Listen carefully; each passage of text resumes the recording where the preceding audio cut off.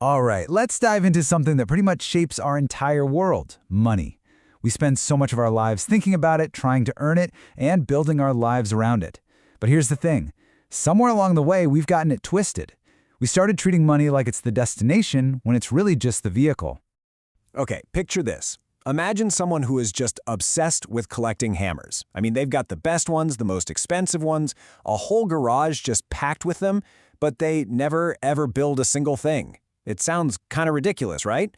And yet, that's exactly what so many of us are doing when we chase money just for the sake of having more money, completely forgetting what it's for. So this really brings us to two totally different ways of looking at money. On one side, you have money as an end goal. This is when the number in your bank account becomes the final score, the ultimate measure of your success. And on the other side, you've got money as a tool, where money is what you use to build a life, to support what you care about, to actually create something meaningful. Now, when we start confusing that tool for the actual goal, well, that's when things can start to go seriously wrong. Let's take a look at what happens when we put money on a throne. On a personal level, this endless chase for more is just exhausting.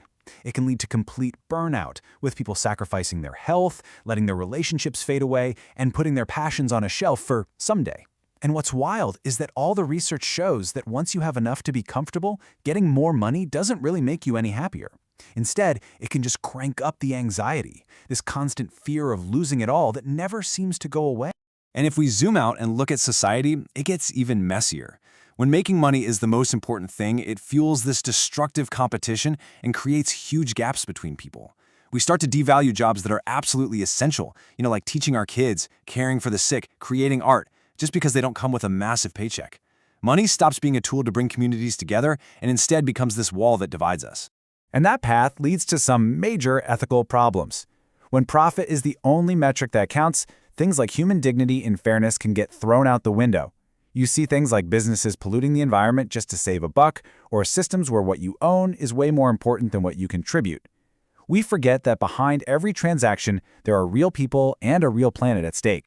So yeah, that picture can look pretty bleak, but here's the good news. We can change it. It all starts with a really simple but incredibly powerful shift in how we think about all this. This is the absolute core of it. We need to stop asking, how can I make the most money possible, and start asking a different question, what is this money for? It's a huge shift from focusing on just the quantity to focusing on the purpose. Exactly. It's all about moving away from a mindset of possession to a mindset of meaning. The goal isn't just about how much you can pile up, but about how you can use what you have to build a life that actually means something to you. Okay, so that all sounds good, but what does it actually look like in the real world? How do we take this idea and put it into practice? Well, it really breaks down into a few key actions. First, you have to get clear on what your real priorities are. Is it more time with family, supporting a cause you're passionate about, developing a skill?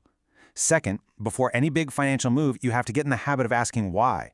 And third, you start making a conscious effort to align your spending and saving with those deep values you just defined. But this isn't just a solo mission. For this to really work, we have to think bigger. On a collective level, it means we need to start redesigning our economic systems so they're actually set up to serve everyone's well-being. And what could that look like? Well, we could aim for an economy that values long-term sustainability instead of just endless short-term growth. We could build systems that pay people fairly for their crucial contributions to society. We could properly fund public services and create strong social safety nets. It's really about shifting our focus to distributing resources based on real human needs. Now, when some people hear this, they might think it sounds like it's all about sacrifice or giving things up, but that's not the point at all. In fact, it's totally the opposite. The key idea here isn't to reject money. It's about freeing ourselves from its control. It's about taking back the power, so we're the ones making our life choices, not the numbers in our bank account. There's an old saying that just nails this whole idea perfectly.